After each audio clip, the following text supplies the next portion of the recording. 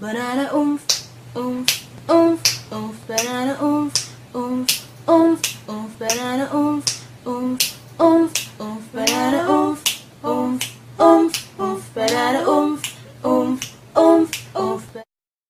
Hi, I'm Selena Ferraris, and this is UPTV Online Profile Student Edition, where we feature the best of the best from the University of the Philippines.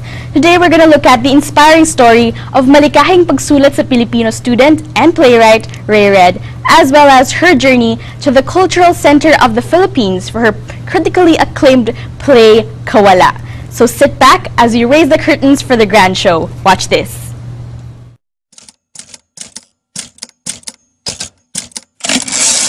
Nagsimula ang buhay kolehiyo ni Cara Cristina B. Red o mas kilala sa pangalan na Ray bilang isang medical technology student sa University of Santo Tomas. Nang tumagal, siya ay lumipat sa University of the Philippines Diliman kung saan kasalukuyan niyang kinukuha ang kursong BA Malikhaing Pagsulat sa Pilipino. Bilang isang scholar ng bayan, nakamit ni Ray ang kasikatan matapos mapasama ang sinulat niyang dulang Kawala bilang isa sa mga kalahok ng Virgin Lattes 2011.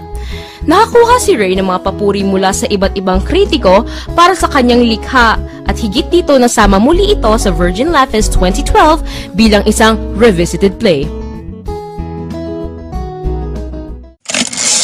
Ray Red, isang playwright at UP student. And joining us now is Miss Ray Red. Hi Ray, welcome to the show. Hello.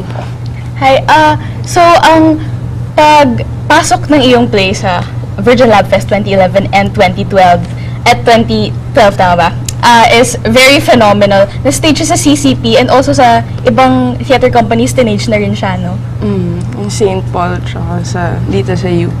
Wow, so bago natin pag-usapan yan, since sobrang interesting topic yan mamaya, pag-usapan muna natin yung buhay mo sa labas ng teatro.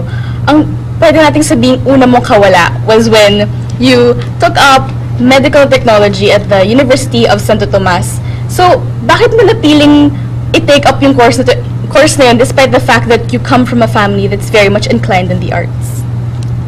Feeling ko kasi, yun, galing ako sa arts, so gusto ko mag-stay away as much as possible sa arts. Siguro nakita ko na rin kasi yung struggle financially dun sa pag nandun ako sa field na yun. So, gusto ko magawa ng responsible career choice. So, I thought medical technology would be the right choice, pero apparently. Yeah, so later on, nag-transfer ka rin sa UP to take up Malikhaing Pagsulat. Why did you finally decide to take up that course instead? Nung high school pa lang ako, nire-recommend na siya sa akin ng Filipino teachers ko. So, alam ko may option na ganun, pero hindi ko siya kinoconsider kasi nga, nasa arts pa rin siya. So after UST, doon ko na-conclude na, sa arts nga ako talaga. So, yung play mong Kawala, sobrang interesting niya, nabasa ko ay, set siya sa elevator nga, for the whole play na sa elevator, and it centers around the character na elevator boy. What was your inspiration for writing this play? Gusto ko lang siya iset talaga sa isang confined space na dun kung saan makikita mo yung contrast ng yung isang tao na may blue-collar job, tapos i-contrast mo siya sa mga taong high class, kasi it's a high class condo yung elevator, so yun nga, yung parang compare and contrast, tapos yun nga. Was there ever like an experience or a person that parang triggered you to write something like that? Marami. Ako siguro feeling ko partly ako si Alwin, tas marami akong friends na who's going through the same problems din. So, ayun. Okay. So, yung Virgin Lab Fest, para siyang Cinemalaya sa theater industry, tama ba? Parang ganun yung...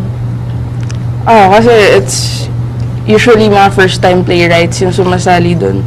Or kung di man first time, virgin yung place nila, so it's never been staged before. So, ayun, medyo, I guess you can compare it.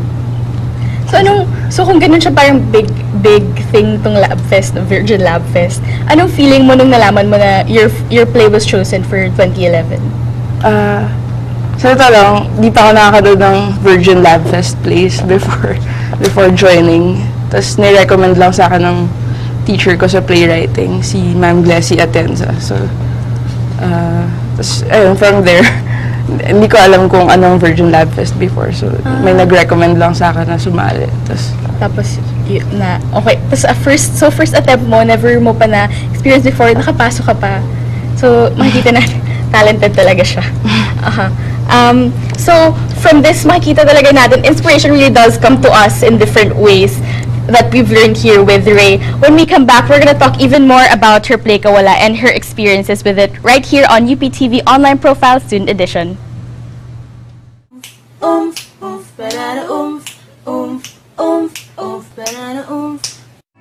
We're back here on UPTV Online Profile Student Edition with playwright Ray Red. So Ray, first play mo to, tapos na-stage pa siya sa CCP. So, I would expect, really high level of production siya nung stage sa CCP. Could you tell us about your experiences during your preparations for Virgin Lab Fest and for your staging in CCP? Nag-volunteer din ako as assistant director. Something na sinabi nila sa akin, very rare for a writer to be an assistant director. So for the same play, assistant director? Kasi gusto ko maging part ng production. Kasi feeling ko, I don't know, parang mahuhusay din yung writing ko pag nakita ko how it's staged. So, nandun ako every rehearsal, i-consult ako ng director kung may gusto siyang changes. Tapos very happy naman ako sa how it turned out. First time ko maging part ng production. So parang mas observer lang ako doon kesa naglalagay ng creative inputs. Yung crew mo ba nung production mo ay parang mga practitioners na talaga, as in years na sila nag-work for theater? Members sila ng Tanghalang Pilipino, yung resident theater group ng CCP. So, lahat sila, I guess, veterans, tsaka, yun talaga yung craft nila. Usually, mga theater majors or they went through a rigorous audition process para maging part ng theater group na yun. So very professional. Paano yung, diba, nung ni-write mo yung play mo, were there any, big changes nung pinroduce na siya? Parang meron ba silang sinabi na, what if we do this instead? Or parang gano'n. I guess ang major change na yung set mismo. Kasi when I was writing it, talagang elevator lang yung kita mo. Tapos, nung stage sa CCP, in-expand nila yung set. Nagkaroon ng lobby, nagkaroon ng halls, nagkaroon ng second elevator. Pero, tas may ilang characters na medyo nag-iba yung portrayal ng pero it's part of the process parang it's in their hands. Pero kinoconsult naman nila ako pag So talagang production pa lang talaga may umi-input na to really transform it into the best it can be. So, pag-usapan naman natin yung mga tao sa labas ng cast and crew, yung mga kritika. Anong naging naramdaman mo nung narinig mo yung response nila, whether positive or negative, nung napanood nila yung play mong Kawala? Hindi ko matandaan yung reaction ko sa ibang critics, pero natandaan ko yung first review na nabasa ko by Katrina Stewart Santiago. Isang article siya na devoted to my play. So, even before basahin ko pa yung reaction niya, the fact na she wrote a whole article about my play, parang ang overwhelming na. So, whether good or bad pa sabihin niya. Siyempre, it turned out na good yung sinabi niya. So, it makes me even more happy.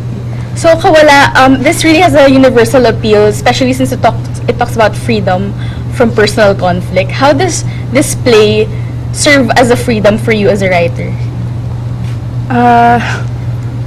Hindi ko alam kung it liberated me or pero feeling ko kasi all this time yung choices ko parang step by step, parang leaving UST, parang going to UP, parang hindi ako nag-look that far ahead. Tapos while writing Kawala, parang medyo napaisip ako na I could actually do this as a career. Parang I can continue doing writing. Okay. So this really made you more spontaneous, parang ganun. Tapos parang na-confirm ko na medyo nahanap ko na yung gusto ko from being lost sa medtech to writing. That's good. On that note, we would like to thank you, Ray, for being on our show today. Ika nga ni Nicanor Abelardo, malayo man na mararating, di rin magbabago ang damdamin. Ray Red is the total representation of utmost humility in the face of early triumph. Her passion brought her success, and her success brought her freedom. Ito ang tunay niyang kawala. I'm Selena Ferraris, and this is UPTV Online Profile Student Edition.